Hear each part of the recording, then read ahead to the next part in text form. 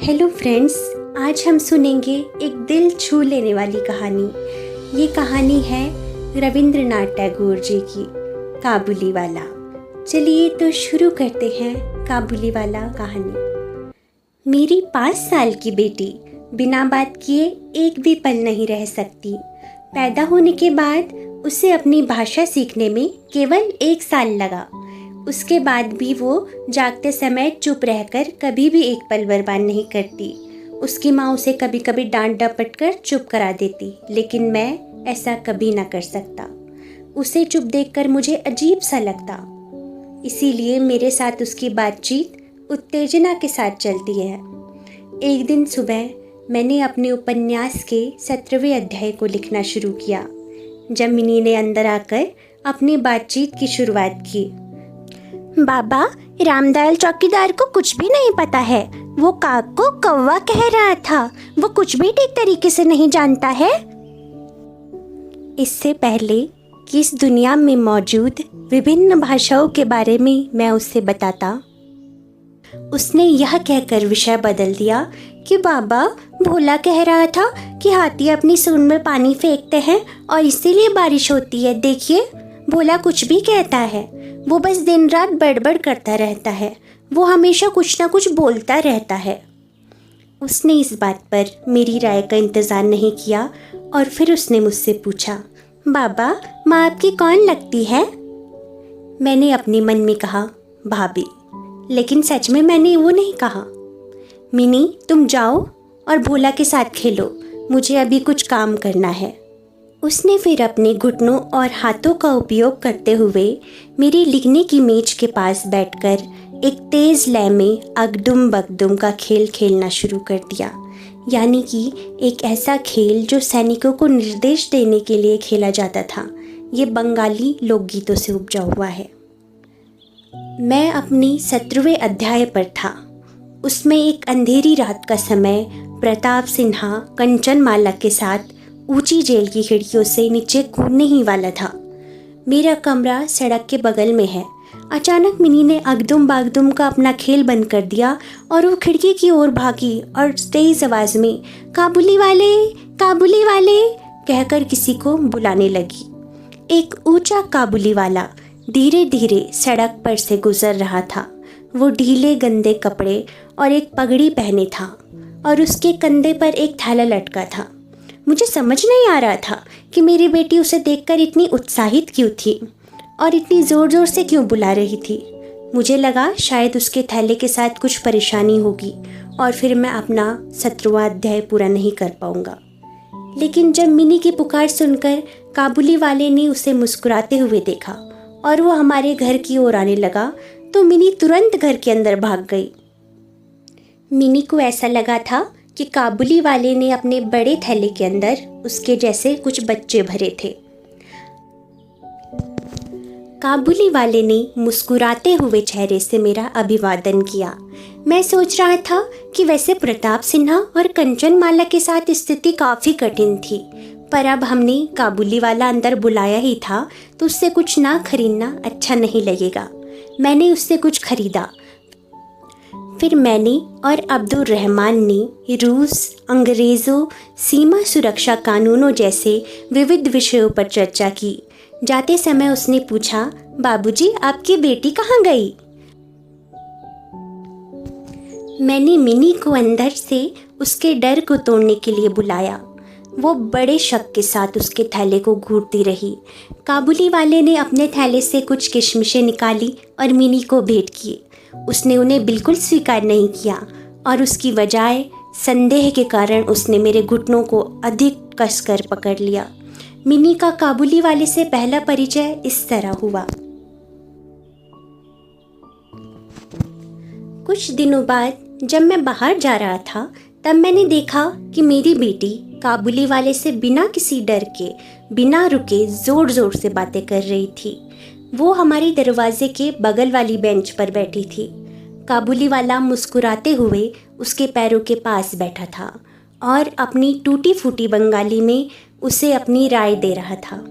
Mini को अपने 5 साल के छोटे जीवन में अपने पिता को छोड़कर इतनी तसल्ली से सुनने वाला और कोई श्रोता नहीं मिला था। मैंने देखा कि काबुली वाले ने उसे बहुत सारी किशमिशें और बादाम दिए थे। मैंने काबुली वाले को कहा, तुमने उसे यह सब कुछ क्यों दिया? आगे से मत देना। और मैंने उसके बाद उसे 50 रुपए का एक सिक्का दे दिया। उसने बिना किसी हिचकिचाहट के उसे स्वीकार किया और उसे अपने थैले में रख दिया। जब मैं घर लौटा तो सिक्के को लेकर बहुत हाय हाय हुई।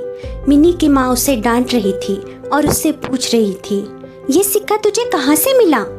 मिनी ने कहा, काबुली वाले ने वो मुझे दिया। मिनी की माँ उसे कह रही थी, तुमने उसे क्यों लिया? मिनी ने रोते हुए कहा, मैंने उससे नहीं मांगा, उसने मुझे खुद ही दिया। मैंने आकर मिनी को संभावित खतरे से बचाया और उसे बाहर ले गया। फिर मुझे पता चला कि काबुली वाले के साथ मिनी की यह दूसरी बैठक नहीं थी। वो लगभग हर रोज आता था। उसने पिस्ते, बादाम आदि देकर मिनी के लालची दिल को जीत लिया था। मैंने यह भी देखा कि वे दोनों आपस में मिलकर कुछ मजाक करते थे। उदाहरण के लिए उसे देखकर मेरी बेटी पूछती थी, काबुली वाले तुम्हारे थैले में क्या है?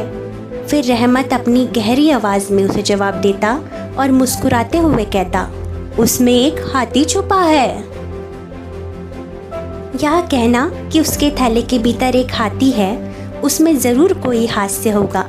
कोई भी आसानी से देख सकता है कि वो कोई अच्छा हास्य नहीं था, लेकिन फिर भी उन दोनों को वो मजाक पसंद था। उस सर्दी के मौसम में सुबह सुबह एक बच्चे एक वयस्क की हंसी सुनकर मुझे बहुत अच्छा लगता था। उनके बीच का एक मुहावरा भी काफी प्रचलित था। रहमत मिनी से कहता था, छोटी लड़की, तुम कभी अपनी ससुराल नहीं जाओगी। बंगाली परिवारों में लड़कियां अपने जन्म के बाद से ही ससुराल के घर वाक़े से अच्छी तरह वाकिफ हो जाती हैं। लेकिन क्योंकि हमारा दृष्टिकोण आधुनिक था, इसीलिए हमने मिनी को ऐसे विचारों से अवगत नहीं कराया था। मिनी रहमत की बात को समझ नहीं पा रही थी, लेकिन क्योंकि चुप्पी बनाई रखना उसके स्वभाव से बिल्कुल खिलाफ था, इसीलिए उसने पूछा, फिर क्या तुम ससुराल जाओगे?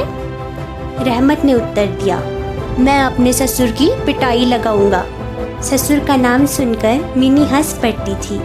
वो ससुर नाम से एक अज्ञात व्यक्ति की दुर्दशा पर हंसती थी। आज सर्दी की साफ और धूप वाली सुबह थी। प्राचीन काल में राजा लोग इस समय दिग्विजय के लिए बाहर जाते थे, लेकिन क्योंकि मैं कभी कोलकाता से बाहर नहीं जाता था, इसीलिए शायद मेरा दिमाग दुनिया भर में घूमता रहता था। मैं अपने कमरे के एक कोने में बैठे हुए खुद को एक यात्री की तरह महसूस करता था और मेरा मन बाहरी दुनिया में जाने के लिए तड़पता रहता था। जैसे ही मैं किसी स्थान या विदेशी का नाम सुनता, वैसे ही मेरा दिल भटकने लगता था। मैं नदियों, पहाड़ों और जंगलों के बीच एक झोपड़ी की कल्पना करता और उससे आनंदपूर्ण स्वतंत्रता का विचार मेरे जहन में जगता था। घर में रहने की मेरी इतनी आदत हो गई थी कि घर से बाहर जाने के बारे में सोचने भर से मुझे ऐसा लगता था जैसे मेरे सिर में तेज़ बारिश हो रही है। इसीलिए सुबह अपने छोटे से कमरे की मेज के सामने बैठकर मैं काबुली वाले के साथ तमाम यात्राएं करता था। संकरे रेगिस्तानी रास्ते के दोनों ओर ऊंचे ऊंचे पहाड़, सामान ढोने वाले ऊँटों की कतारें, पगड़ी वाले व्यापारी जो या तो पैदल चलते या फिर ऊँट की सवारी करते। किसी के हाथ में भाला तो किसी के हाथ में एक पुरानी बंदूक होती। काबुली वाला अपनी गहरी आवाज़ और टूटी फूटी बंगाली में मुझे अपनी जन्मभूमि के बारे में बताता और वो तस्वीर मेरे दिमाग में एक चलचित्र जैसे घूमती रहती। मिनी की माँ एक डरी हुई इंसान थी। जब कभी वो गली में शोर सुनती तो उन्हें लगता दुनिया भर के शराबी हमारे घर की ओर तेज़ी से बढ़ रहे हैं। यह अनुभव करने के बाद कि यह पृथ्वी चोरों, लुटेरों, सांपों, बाघों, मलेरिया, कैटरपिलरों, तिलचट्टों और गोरे लोगों से भरी हुई है, इस दुनिया में कुछ समय तक रहने के बाद भी वो भयावह सोच उसके दिमाग से नहीं निकला था। रहमत काबुली वाले को लेकर भी उसके मन में तमाम शंकाएं थी। वो बार बार मुझसे अनुरोध करती थी कि उस पर विशेष ध्यान दूं। जब मैं उसके संदेह को दूर करने की कोशिश करता था तो वो मुझसे बार बार पूछती, क्या कभी कोई बच्चा चोरी नहीं हुआ है? क्या काबुल में गुलामों का कोई व्यापार नहीं होता? क्या इस लहीम सहीम काबुली वाले के लिए एक छोटी बच्ची को चुराना असंभव है? अंत में मुझे उसकी बातों को मानना पड़ा। वो बात असंभव नहीं लेकिन अविश्वसनीय ज़रूर थी। अब हर किसी में विश्वास करने की शक्ति नहीं होती है, इसीलिए मेरी पत्नी डरी रही, लेकिन फिर भी मैं रहमत को अपने घर आने से मना नहीं कर पाया। हर साल जनवरी के मध्य में रहमत अपने वतन जाता था। यह वह समय होता था जब वो अपने दिए कर्ज को दोबारा वसूल करने में व्यस्त रहता था। वो घर घर जाकर अपना पैसा वसूल करता था। फिर भी वो दिन में एक बार मिनी से मिलने ज़रूर आता था। ऐसा लगता था जैसे उन दोनों के बीच कोई साजिश हो। जिस दिन वो सुबह नहीं आता था उस दिन मैं उसे शाम को देखता था। अगर आप एक ऊंचे आदमी को अंधेरे में एक मैला चोगा पहने हुए देखें तो आपके मन में ज़रूर आशंका पैदा होगी, लेकिन जब मैं मिनी को उसकी ओर हंसते हुए, दौड़ते हुए, चिल्लाते हुए देखता, काबुली वाले, काबुली वाले, और फिर उन दोनों दोस्तों के बीच नोकझोंक सुनता तो मेरा दिल खुशी से भर जाता था। एक सुबह मैं अपने छोटे से कमरे में बैठा हुआ था, अपना लिखा निबंध जांच कर रहा था।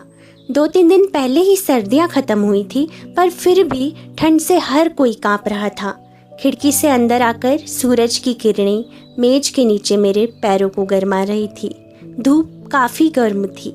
शायद सुबह के 8 बज रहे थे और सुबह टहलने वाले लोग सर पे टोपी पहने उस समय घर वापस लौट रहे थे। तभी सड़क पे एक ज़ोर का हल्ला सुनाई पड़ा। अरे ये क्या?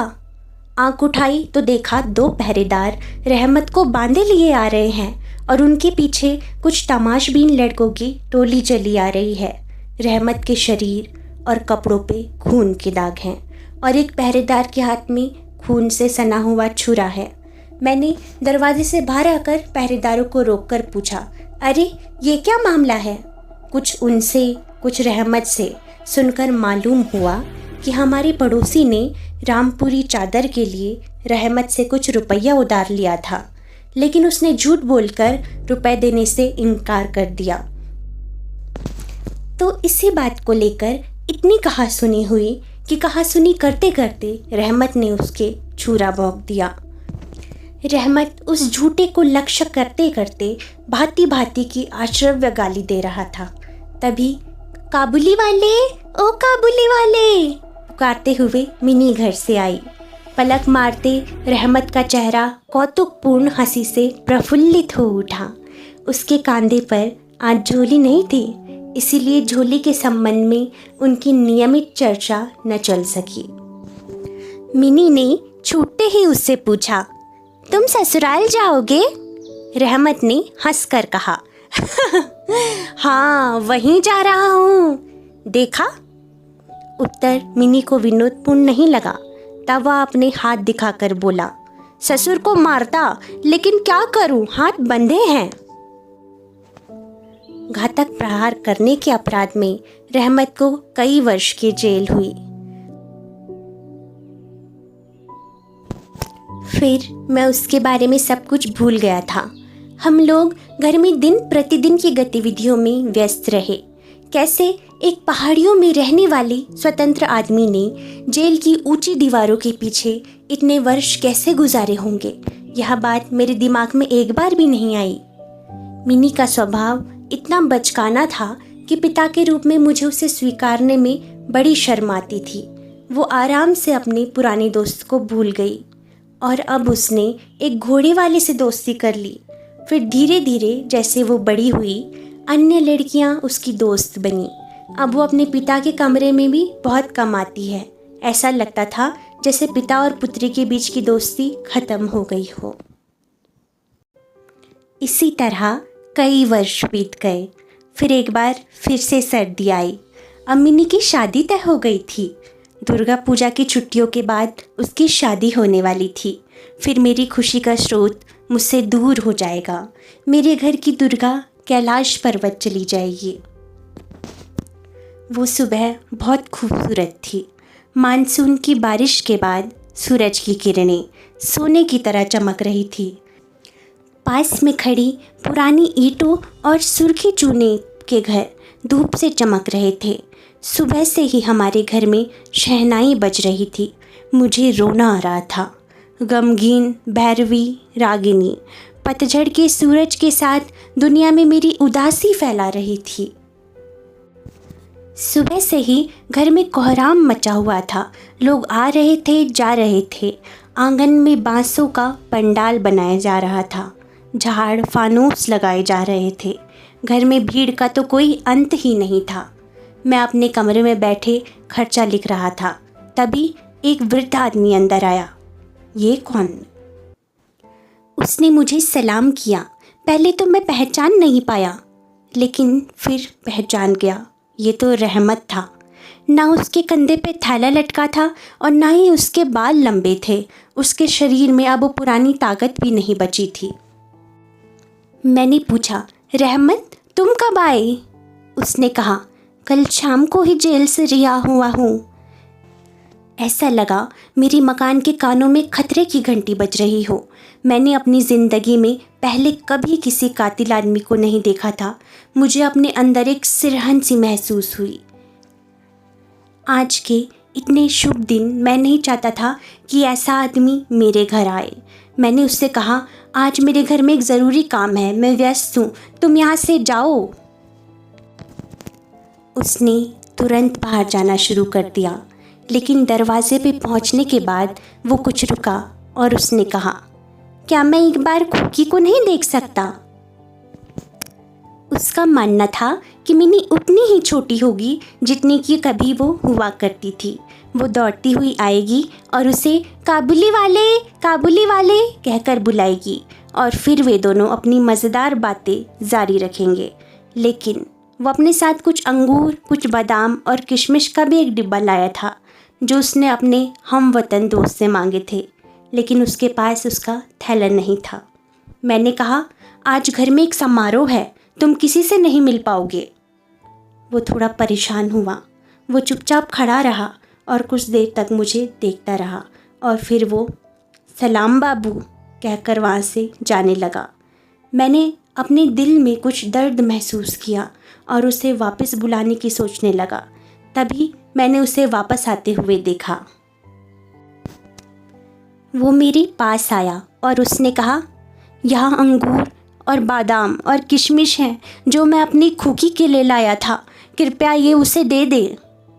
पर जैसे ही मैंने उसे पैसे देने की कोशिश की, उसने अचानक मेरा हाथ पकड़ लिया और मुझसे कहा, आपकी बड़ी मेहरबानी मुझे हमेशा याद रहेगा, कृपया मुझे पैसे ना दे। आपकी तरह मेरे घर में भी एक बेटी है, मैं उसके बारे में सोचता हूँ और फिर आपकी बेटी के लिए कुछ मिठाई लाता हूँ। मैं यहाँ कोई धंधा करने नहीं आया हूँ। यह कहते हुए वह अपने ढीले चोगे के अंदर हाथ डाला और अपनी छाती के पास कहीं से एक गंदे टुकड़े को बाहर निकाला और फिर उसे सावधानी से उसके तहों को खोलकर मेरी मेज पर फैलाया। मुझे उस कागज़ पर एक छोटे से हाथ की छाप दिखाई दी। ना तो कोई फ़ोटो था और ना ही वो कोई पेंटिंग। वो काले रंग की कालिक का उपयोग करके कागज़ पे एक छोटे से हाथ की छाप थी। फिर रहमत ने अपनी बेटी की इस याद को अपनी छाती में दोबारा छिपा लिया। रहमत हर साल कलकत्ता की सड़कों पर मेवे बेचने आता था, पर जैसे ही वो अपनी छोटी बच्ची के हाथ को छाप को छुआ करता, उसका दिल अमृत से भर जाता था। ये सब देखते ही मेरी आंखों में पानी आ गया। उस समय मैं भूल गया कि वो काबुल का एक मेवे वाला है और मैं बड़े घर का एक संभ्रांत बंगाली। मैंने उसे एक पिता के रूप में समझा, उसे एक पिता के रूप में देखा। उस छोटे से हैंड प्रिंट ने मुझे मेरी छोटी सी मिनी की याद दिलाई। मैंने तुरंत उसे अंदर बुलाया। घर की महिलाओं ने कई आपत्तियां उठाई, लेकिन मैंने उनकी कोई परवाह नहीं की। फिर माथे पर चंदन का टीका लगाए, लाल दुल्हन की साड़ी पहनी मिनी आई और मेरे पास आकर खड़ी हो गई। उसे देखकर काबुली वाला पहले तो बहुत उलझन में पड़ गया और इस बार वे अपनी पुरानी बातचीत शुरू नहीं कर पाए। अंत में मुस्कुराते हुए उसने कहा, खुकी, क्या तुम अपने ससुराल जाओगी? मिनी को अब ससुराल का मतलब पता था, इसीलिए उसने उसे पहले की तरह जवाब नहीं दिया। वो शर्मा गई और दूसरी तरफ देखने लगी। मुझे वो दिन याद है जब ये दोनों पहली बार मिले थे। मेरे दिल में उस बात का दर्द था। मिनी के जाने के बाद रहमत फर्श पर बैठ गया और उसे अचानक से समझ आया कि अब उसकी बेटी भी उतनी ही बड़ी हो गई होगी और उसके साथ भी अब उसका परिचय बिल्कुल नए से शुरू होगा। ये थी हमारी आज की कहानी काबुली वाला। अगर आपको पसंद आई है तो प्लीज़ लाइक कीजिए, कमेंट कीजिए और चैनल को सब्सक्राइब कीजिए। Thank you.